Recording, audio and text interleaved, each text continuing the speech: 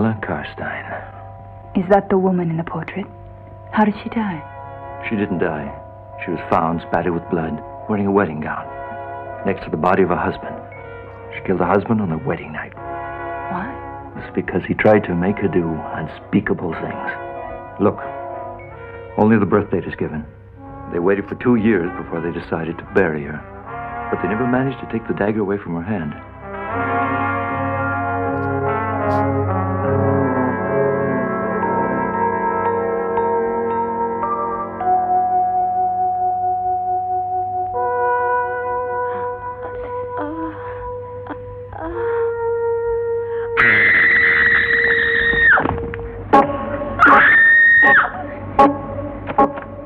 There's somebody under the bed. It wasn't a dream. What was it then? A woman's been in this room. I saw her. She spoke to me. And she left this.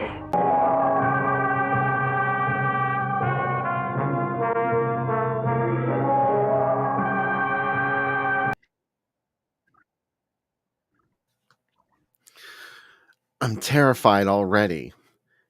And I'm still reeling with shock over the ending to The People Who Own the Dark. Welcome back to the show. Let's see who's muted and who isn't. Okay, sorry. There we go. Hi. I still have the trailer running on my end. I don't know why. I still have it playing, but that's okay. It's okay. It's nice. Oh, that scream. Somebody screams. Sam, they're about 20 seconds behind for you.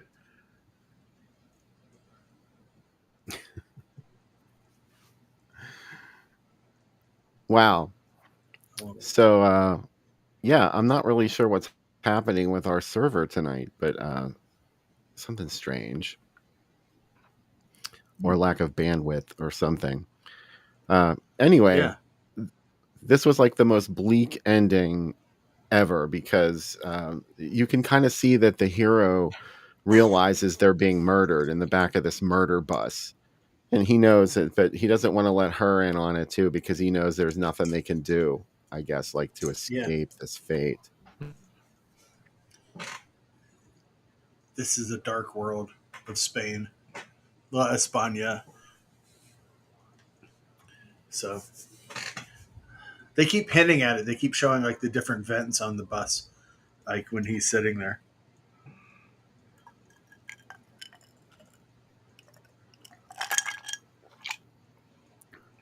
AC Nicholas, are you able to engage with us?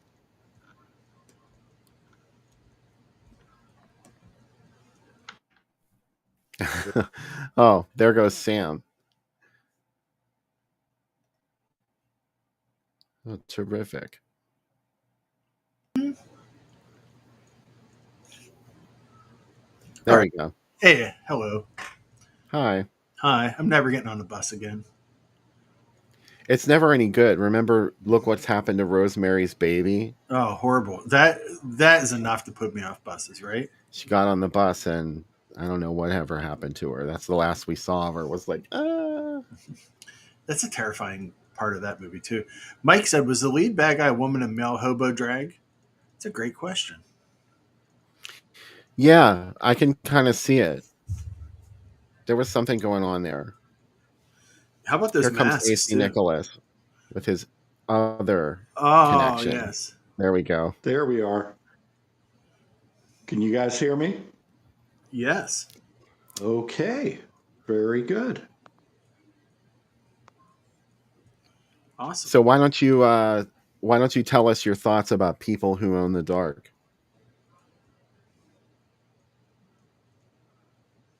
Well, it's a darn depressing movie. I think it's basically the Spanish riff on Romero's The Crazies. Because you have people who have become violent, in this case because of radiation, and in The Crazies it was a bio weapon in the water supply. And they're both bleak movies with very nihilistic endings. That thing in the water supply is called Trixie, by the way. Yeah, codename Trixie, Good name, right? Trixie. Yeah. Yeah, that was kind of a Yeah. stupid name for that movie. Why would you call it Code? I love that name for that movie because it's so dumb. So Yeah, exactly. It's dumb. But this is really good. I like this. And as I said, I hadn't seen it, until, I don't know, maybe 10 years ago. But it never played Pittsburgh, never played Pennsylvania, as Bill discovered. And it didn't play on TV either. It wasn't part of the Nightmare Theater package that Avco Embassy had.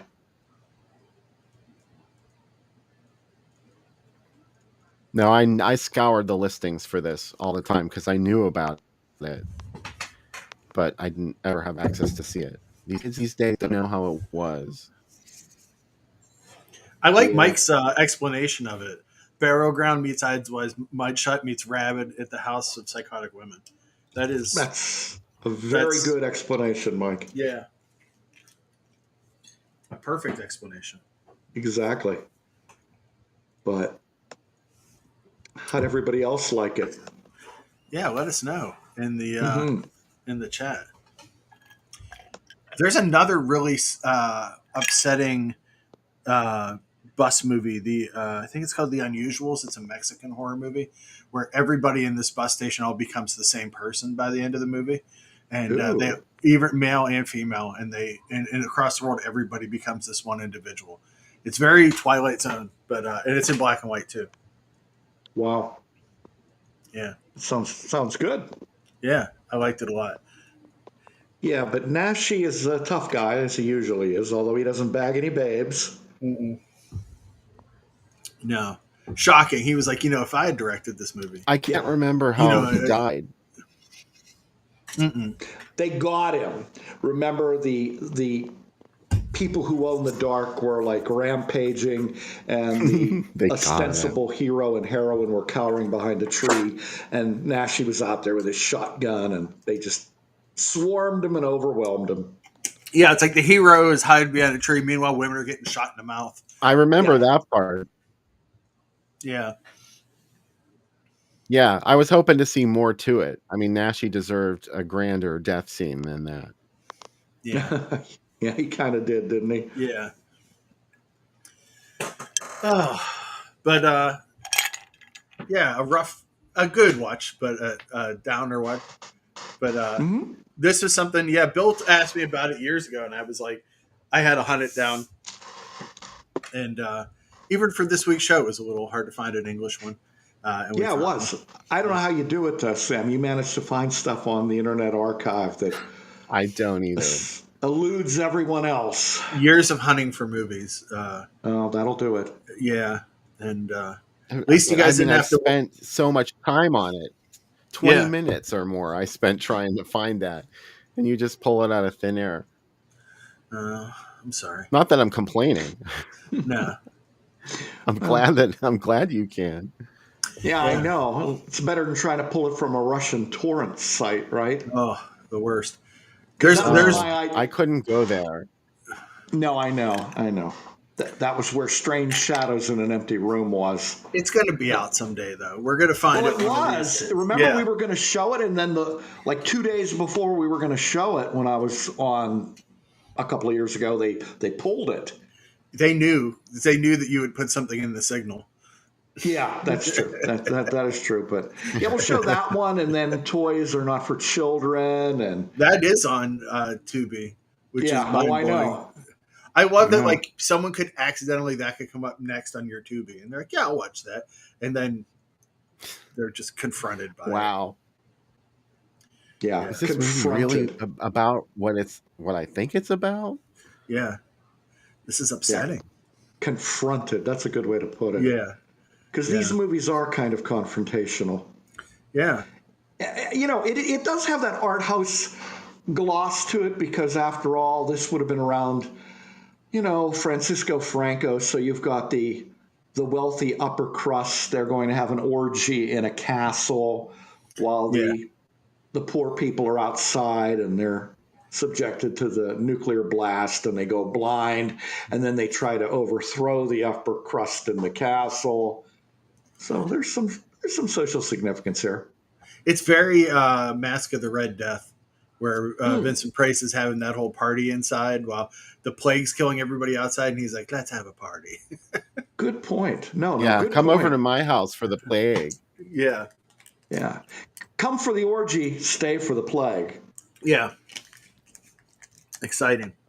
Someone got the bubonic plague in Arizona this week. Oh, dear God. Yeah, I know.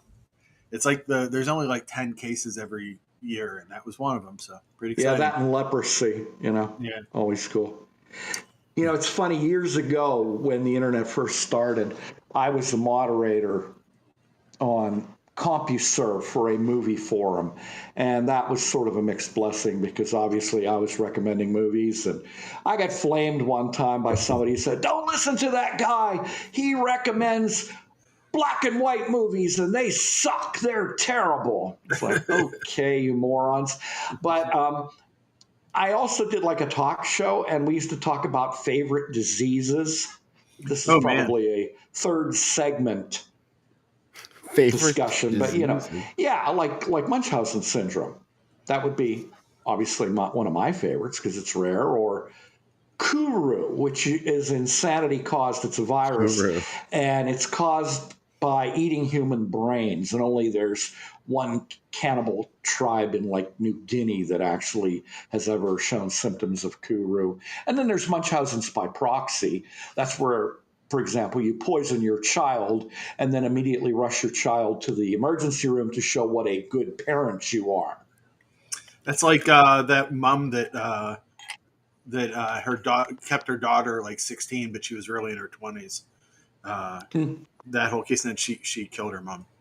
I can't remember that. Yeah, I watched that show. Well, it's kind of like there was also that incident in The Sixth Sense too, where the mother was doing that to the little girl, the puking ghost. Yeah, and it's kind of like watching those crazy women in The Baby. Oh, yeah, that's what they were doing.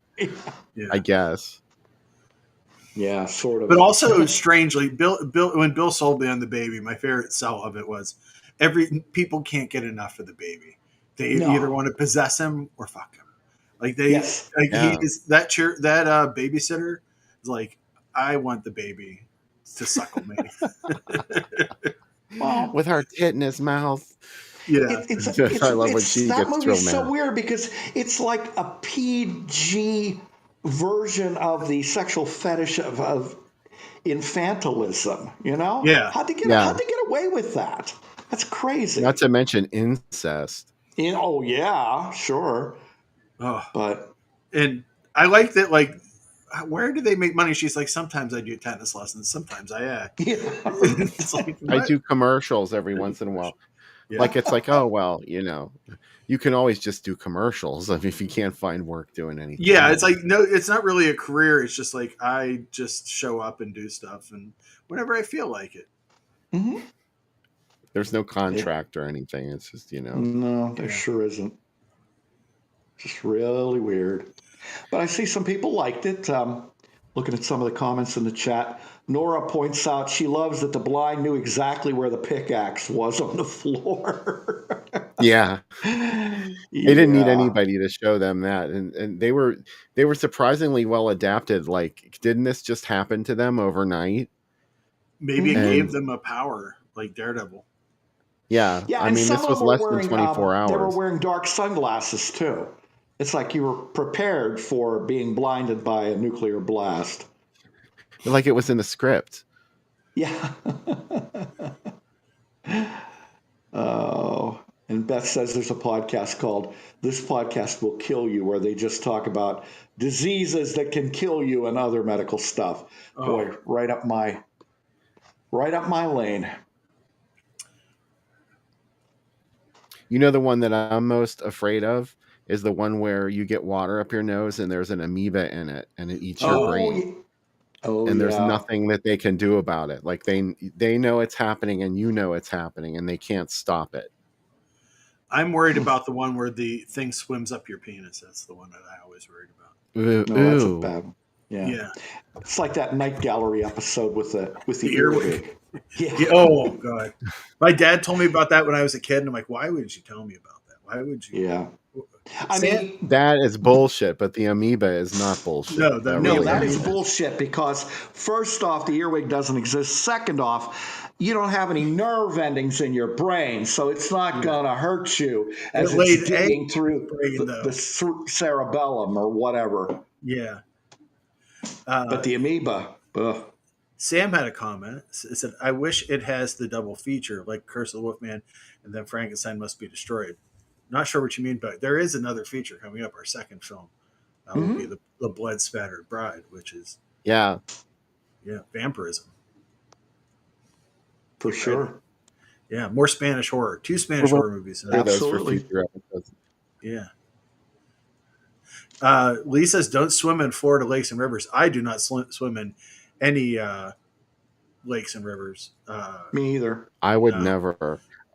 Oh, you know what freaks me out is that scene in Shockwaves where Brooke Adams goes into that shallow water and starts swimming around. It's like, ew, why would she do that? It was stagnant water. It didn't look like it was moving.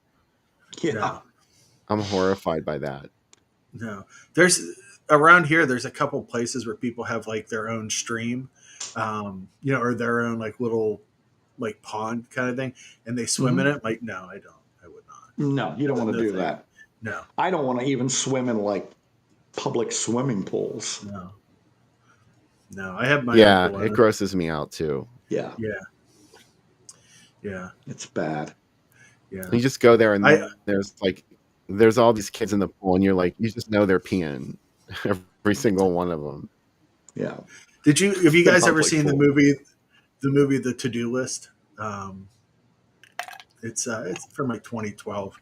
But it's like the girl from Parks and Rec, the brunette, the young one. She's in it, and like she decides to when she graduates from high school and she gives her speech, someone yells, "Shut up, virgin!" So she decides before she goes to college, she's going to lose her virginity. So to meet guys, she starts working as a lifeguard. There's one scene where like they're all hazing her and she's sick of it. So there's a turd floating in there and she's like, "I know this is you guys hazing me." And she's like, "And I'm sick of it. I'm just going to eat. This is just like Caddyshack." And she eats it.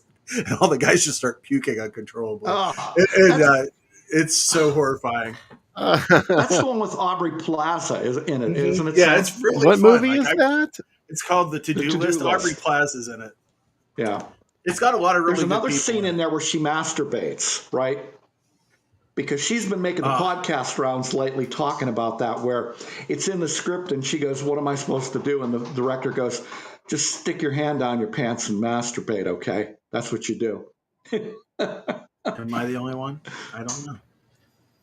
And she did, just like Beverly D'Angelo in The Sentinel. Yeah. That's a list for you. Sam disappeared, but what's my list here? Movies with camel too. No, movies where a character's masturbate. Oh man, that's a list. Yeah, there is a scene. There is a scene in the To-Do List where her grandparents walk in the room. Pretty intense. Yeah. Wow. Yeah, pretty good. Okay. That's awkward. Well, looks like did her grandma watch, or was she part of the action too? It pauses like right when it happens. The movie ends with her dad walking in on her having anal sex with her boyfriend. I was like shocked. I was like, "What?" Wow. Yeah. I love what David says in the chat. Getting in the hot tub at the gym looks akin to jumping into the phenomena maggot shit pool to me. Oh my God, that scene in never get in at the gym. No, I hate it. Good Lord. Yeah.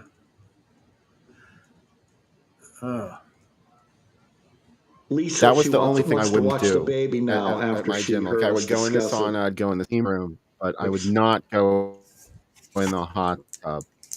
No. I was at the hot tub is one of those places that would fluoresce a wood lamp. Sorry, I was loading stuff. So that's okay. You know, it'd be a CSI thing. William L. Peterson would show up with a wood lamp, and it would fluoresce. I was in a hotel. I was in a hotel in the Poconos once, and one of my buddies said that he went to his room and there were like Cheerios on the floor on the rug in front of the door. And I said, well, maybe that was part of the meal plan that you were getting. And then he found a syringe and some drug paraphernalia and immediately had to call the front desk and say, it's not mine, come take it out. And he said, I didn't even want to put a wood lamp on that sofa because you just know what was there. They put us in a hotel once when we were traveling for work. This business said, we have your hotel. And I said, okay. And like, there was a hot tub in my room and it was right next to the bed. It wasn't like feet away. It was inches from the bed and the room was carpeted. And I was like, I don't want to stay in this room. Like, I don't like this room. Ew. Yeah. It's horrible. It's kind of disgusting. It was in Myrtle Beach too. So I'm sure it was like, saying it more. Also, like I was getting chlorine for my pool the other day and they sell different smells to put in your sauna. And they had pumpkin spice smell, like pumpkin spice flavored chlorine. And I was like, I don't want to sit in pumpkin. No. Ew. My wife probably would. Like, yeah, let's sit in pumpkin. She loves pumpkin. But there's all sorts of different smells. And the whole time it's not even really pumpkin. It's like cinnamon and something else. Yeah, it's like the fake pumpkin. Matrix pumpkin. It's like a great popsicle. What is it? Purple. It's not a real flavor. We don't. No. So, hot tubs are terrifying. They are. Hot tubs and waterbeds, both terrifying. Anything from the 70s. That's the downside of the 70s. The good side's the movies we watch. The downside is the hot tubs and the waterbeds. Yeah, and a little bit of waterbeds too in the 70s. The best thing in the world. Yeah, it's to get high and fuck on a waterbed. Oh, people think Pizzas isn't a good movie. Come on, Pizzas is a fantastic movie. Yeah, it's just what you think it is. It's right? exactly what you think it is. You don't have to go to Texas for chainsaws.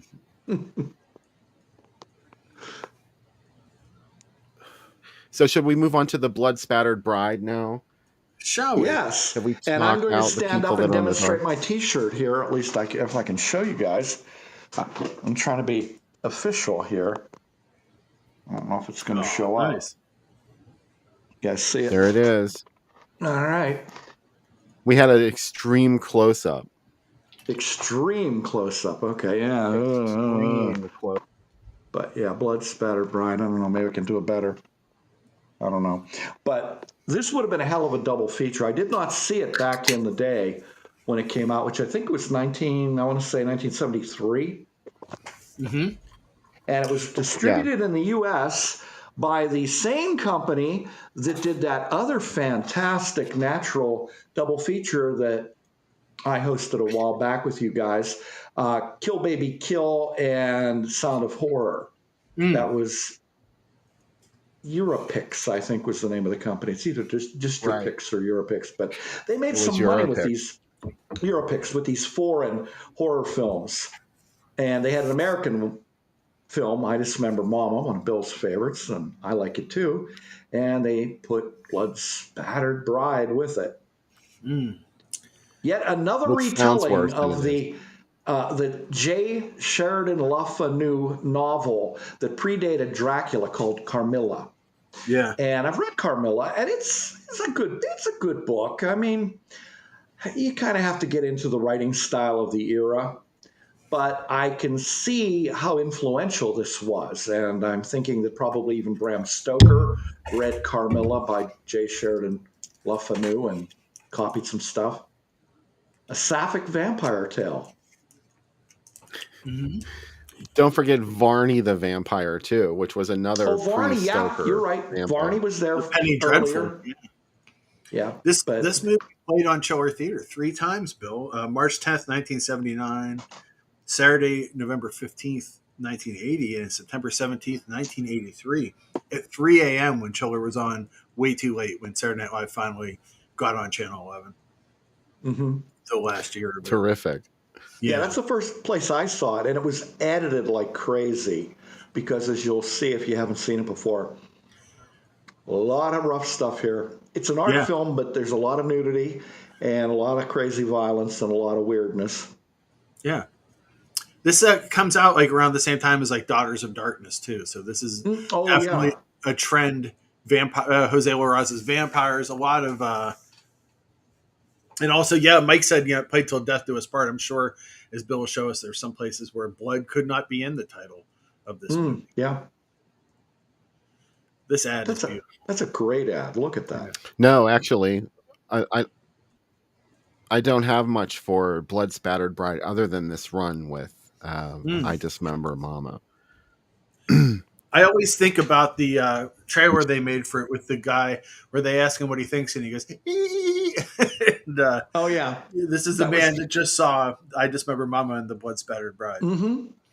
And they had an Upchuck cup. Yeah. The Upchuck cup, remember, was the giveaway. Yeah. Which I wish I had one of those. I've never seen one, actually. You never know. Yeah.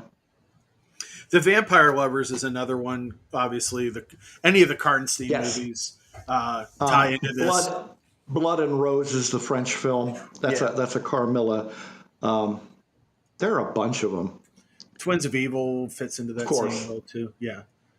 Oh, but I like that this isn't no vampires referenced in this ad. No, that's true. It's about revenge. Okay. Yeah. Not vampires. Yeah. Yeah. Bill, you love I Dismember Mama, right? Oh yeah. Yeah. It's a fantastic film. Its original title, Poor Albert Little Annie, which was it had an extra 20 minutes in it. And when it was purchased and put out with I think Harry Novak did this. Yeah. Harry Novak cut like 20 minutes out of it so that these two movies would fit together on a double bill.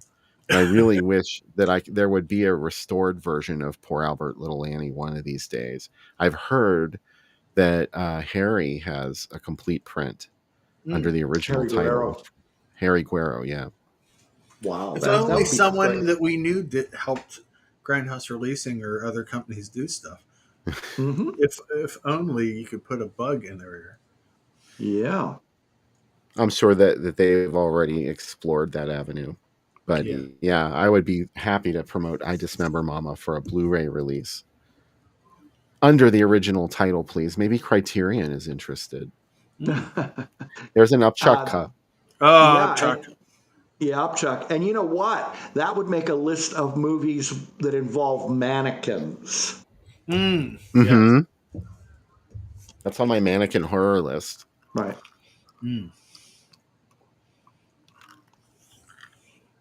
It's still about revenge. Even in this small ad, it's all about the savage revenge, not the vampires. No, they don't mention vampires. Make sure you have it handy. It's free at the box office. There was like some 16-year-old kid that hated life. It was like, I have to hand out these vomit cups. Like, yeah, people are going to want them. Seriously, I've never seen any of those on the collector's market. No. Oh. Somebody should create them. They should.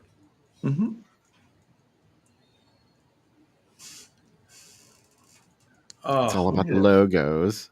Look at this. That's awesome. The Thunderbird. If you were the driver, you got a free pass to another show.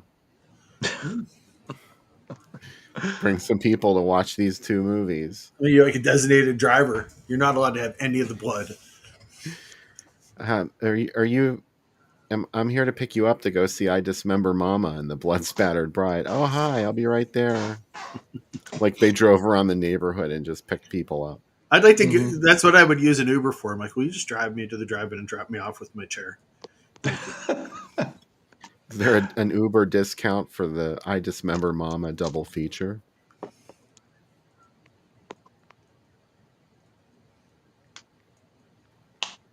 Of course, this attracted me.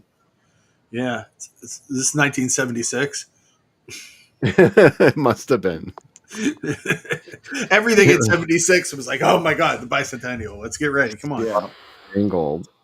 Yeah. At the Skydrome. Thank Look Mama. at that. Yeah.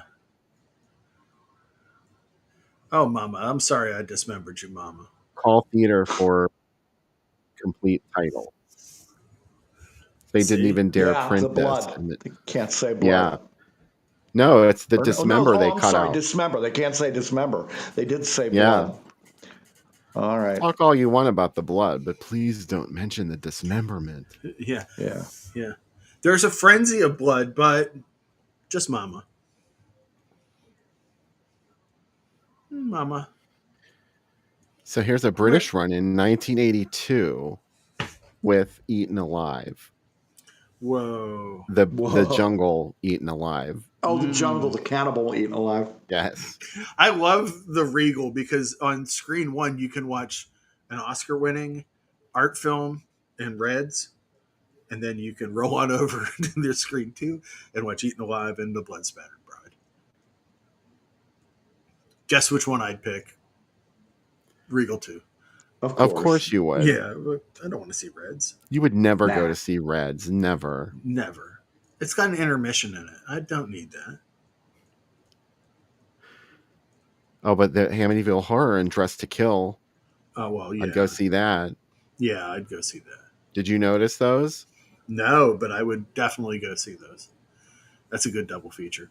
I went to the Criterion sale yesterday at Barnes & Noble, and I almost got Dressed to Kill, and I was like, I was overwhelmed by choices. Stay tuned to the third segment to find out the answer. What I chose. You haven't even told me, and I know the answer. Do you? Okay, here we go. I've been saving this one for last. Okay. Okay. You're going to love it. From London, 1980. Mm-hmm. Are you seeing it? I'm not seeing it yet. I'm still seeing I'm not either. Oh, now I'm seeing it. Oh. Yeah. Wow. Ariel Bava Beyond the Door 2. Yeah. The Blood-Spattered Bride. Unbelievable. Yeah. You know what? It's the Odeon Lester. I am fairly certain that I saw the Tom Cruise, Tim Curry, Mia Sara film Legend at the Odeon Lester. Oh, wow. Yeah, way back when. I've never seen that artwork for Shock, and I love it. No, I haven't either. That's amazing. Yeah, it makes it look like you're going to see way more. Also, how happy is that ghost in the Blood-Spattered Bride? She's like, I'm so proud of you. You're naked and you're stabbing this guy. Yeah, this is what we've worked on. We've worked on this for so long. Yeah, Ultimate Terror and Ultimate Horror all over London, or just the Odeon. My name's Carmilla. I'm your friend. I will tell you who to stab. Starting with your husband. Yeah. Oh. What a magical night in England. Look at that. You really didn't get this in the States. There was no representation of Daria in the US ad campaign. No. It was all the demonic child's face. Yeah. Which honestly, that's probably the better choice. Do you like the little bit of ketchup on the Blood-Spattered Bride logo? Just like a little like black. Yeah. And just a little. Just a little. What a serene. I've never looked at murder that serenely. Just like, how nice. Meanwhile, the kid on the other side is like, that's what Reggie wakes up like. Reggie wakes up like that. Yeah, she is bored. She's like, come on. You stabbed him enough, Blood-Spattered Bride. Yes, it is, Shock, and the Blood-Spattered Bride. Blood-Spattered Bride is our second feature tonight. Yeah. And it's streaming for free on the Internet Archive. I posted a link to go watch it on the Groovy Doom Facebook page. And, whenever the broadcast is over, we're going to stop and everyone goes to watch the second movie. Then we start another live stream after the second movie's over. You can I also watch predicted it on... people who haven't seen The Blood-Spattered Bride before are really going to be taken with it because it's a beautiful looking movie, and the remastered version up on Tubi looks great. Yeah. It's very arty in a good way. It is. Yeah. Yeah, it is. And there's one scene in particular, I'll save it, we'll talk about it in the third segment, that once you see it, you'll never forget it. Unique to any horror movie or any movie. Awesome. Yeah. I wish I had segments of Chilly Billy talking about this. Like we were talking about, Bill and I were talking about this during the break, Sam, that it's a damn shame that the Chilly Billy host segments, the majority of them were wiped and don't exist anymore. Yeah. Yeah. It's a shame.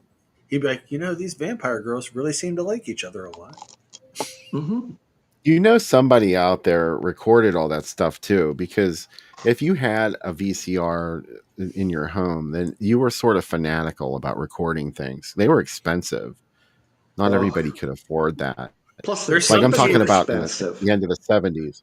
Yeah. There's somebody that wrote on the Facebook page that owns the lab paintings and has them in their garage. They had to cut them to fit them into the truck that they moved them out of the studio with, but they have those. So wow. Yeah. Could you imagine? Oh, I'm like, donate them to the History Center. Mm-hmm. We can talk some more about what to do with chiller theater props when we come back from the break. But for now, get ready for the DIA drink segment coming right up.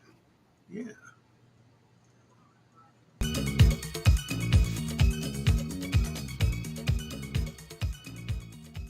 Hark, a film of tender love and the screams of vampire death. Now there's a powerful motion picture that rips at your emotions. The Vampire Lovers. It brings you beautiful love and vampire evil, and it'll drive your mind through 1,000 terror-filled moments. You'll hear whispers of warm desire become shrieks of chilling death. You'll taste the deadly passion of the vampire lovers and become a slave of the damned. You'll discover the sweet embrace and the deadly kiss of blood nymphs who refuse to die. The Vampire Lovers. It's in color, and it had to be rated R. Under 17 must be accompanied by a parent or adult guardian. Don't miss The Vampire Lovers.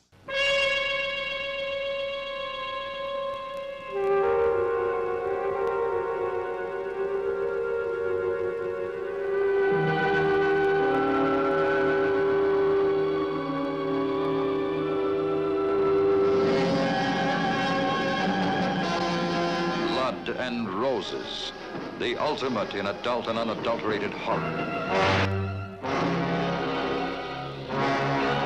A girl whose secret is reflected in an image too dreadful for the eye to behold.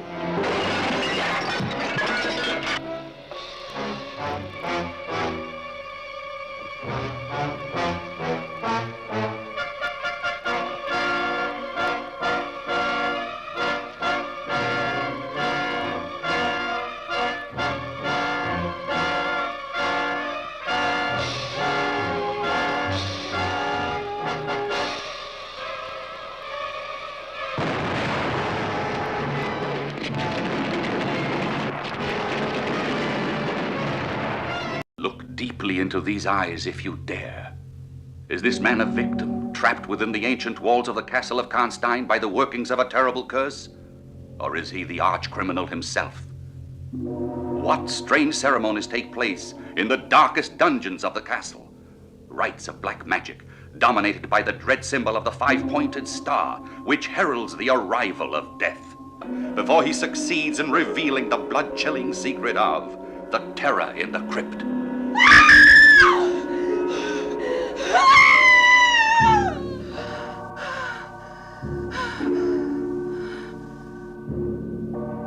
Terror in the crypt. When I was in London recently, they informed me that you were the best person to satisfy my curiosity on a certain matter. I am at your disposition. Go on, sir. Christopher Lee, star of some of the most terrifying horror films ever made, gives his greatest performance as the master of Constein Castle. If you are able to withstand scenes of nightmarish horror, you will find yourself a fascinated witness as a sadistic murderer relentlessly pursues his terrible revenge. Terror in the Crypt. AC Nicholas here. Are you having a rough day? Is your boss yelling at you? Perhaps the family's nagging you, or the dog's barking too much. Well, I have a solution to all your problems. Jeppson's Malort. All you have to do is pour a little Malort in your target's favorite beverage. Soon they'll be neutralized. But AC, you say? There's nothing on earth that can disguise the hideous industrial waste taste and smell of Malort. No worries.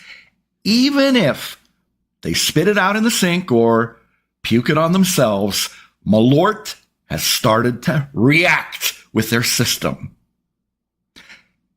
Your problem will be solved, giving you quiet time to enjoy Scotch.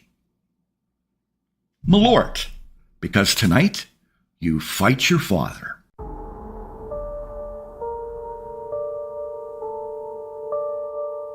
Why do I see her all the time, Carmilla? I can't forget Nicola. Let me rest in peace. She sees me, and I can't get away from her, Nicola. I don't understand her presence. Why me? Why me? Why me? Why me? No, no, no, no, no, no, no, no, no, no.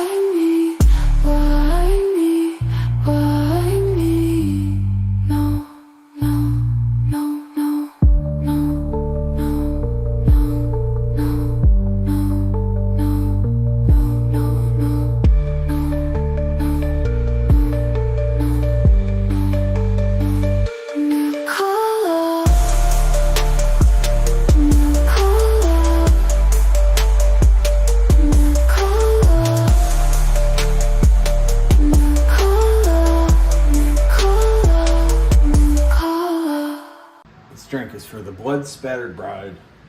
It's called the Red Wedding. Oh my gosh. What we got? This is a traditional Spanish cocktail. It might sound strange to our American hearts and palates, but we're going to try it anyway.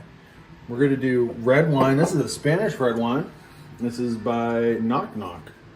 By Toro Oria. See, it's like, don't look now. But on the other side, it's Reggie. So, Knock Knock. We got Coke. If you have Coke with real sugar in it, probably would be better. And a little bit of lemon juice. So here's what we're going to do. Pour in the Coke first over ice. And this is like, you take this out to the market and you drink it as you walk through the market. I think that's what I would do. There's no market today. Where is the... Donde es Marketo? Marketo is closed. Actually, there probably is something downtown today. There's something every day in the summer in Mon City. Anyway, Pazuzu, Red Wedding. Oh my gosh, Blood-Spattered Bride. Let's do a little. Oh, interesting. Pleasing taste.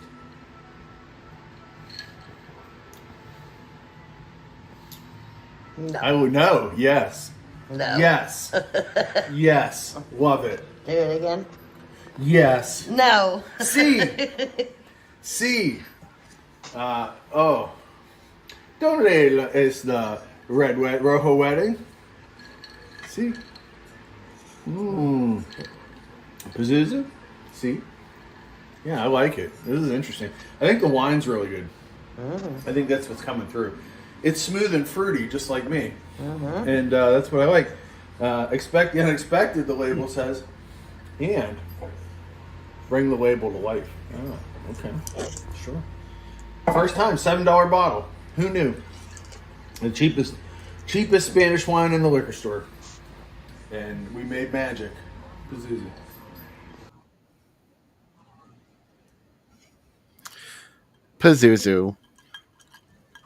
Pazuzu. Great drink, Sam. Thank you.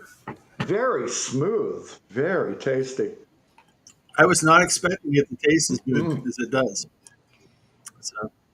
Now, Jenny's giving me grief in the chat. I went with She AC says, Nicholas's recommendation.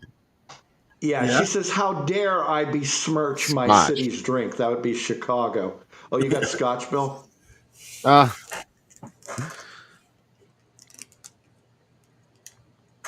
You know, that's called a Chicago handshake, which is a shot of Malort and a glass of, I believe, old-style beer. Which that'll make you never go back to Chicago. No. But anyway, if you show up at the drive-in, Jenny, or anybody in the chat, in September, you can get a shot of Malort for free.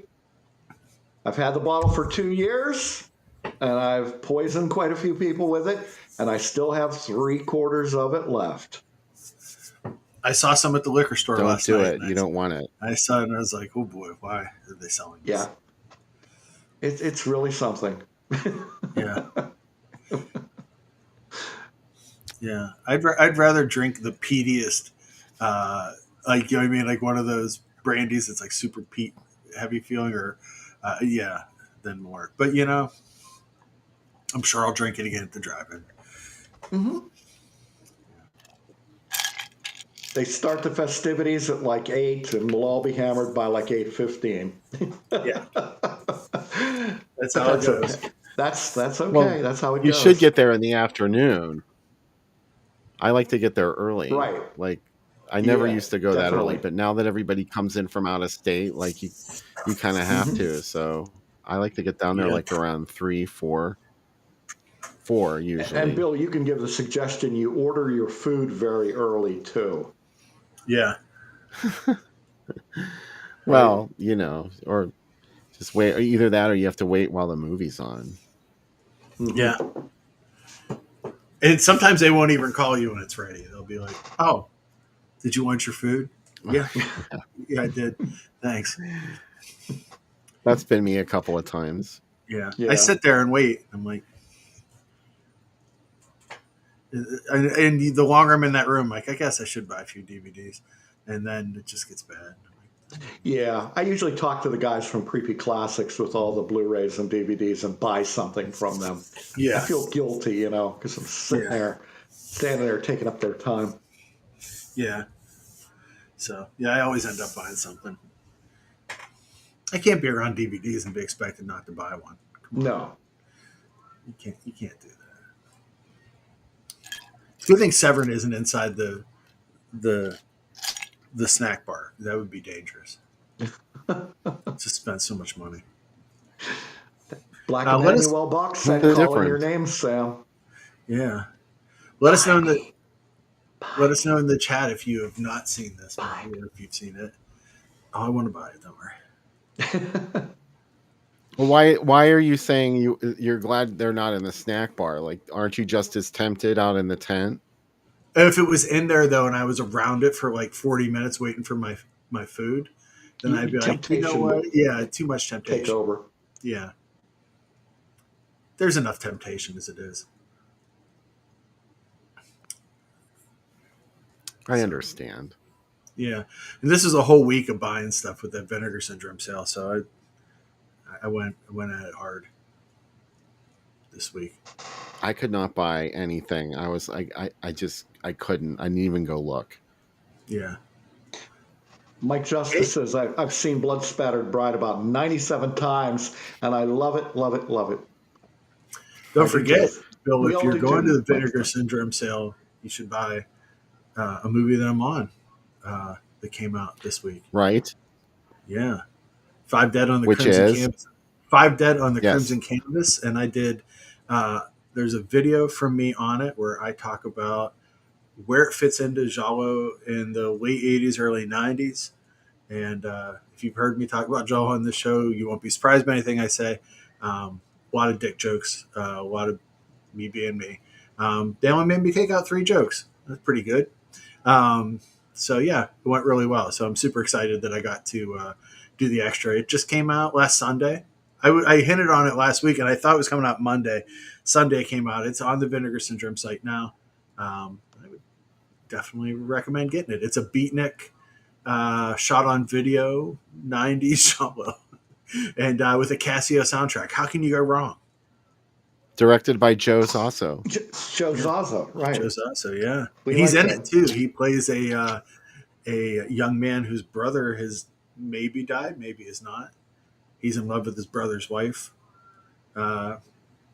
He investigates. He is the person that investigates the murder. So yeah, it's good. So thanks to Joe for recommending me to be on it. He's like, you're one of the 4 people that have written about this on IMDb. Would you like to do something for the Blu-ray? And I was like, yeah, that'd be awesome. So it was a really cool opportunity. So lots of fun. Right on. I bought it myself. That's how much I like that movie. I was like, I don't know if I get contributor copies. I'm just going to buy it just so I make sure that I do have it. They should send you a comp copy. Yeah. You would think, yeah. I can't wait. If I can get into that sweet Vinegar Syndrome world of getting copies of stuff, oh, it's over, Johnny. I already have too many movies. What's going to happen next? You know? But slowly, Bill and I are getting out there and doing our thing. I also got hired to write for a magazine about tennis movies. I don't know how this happened.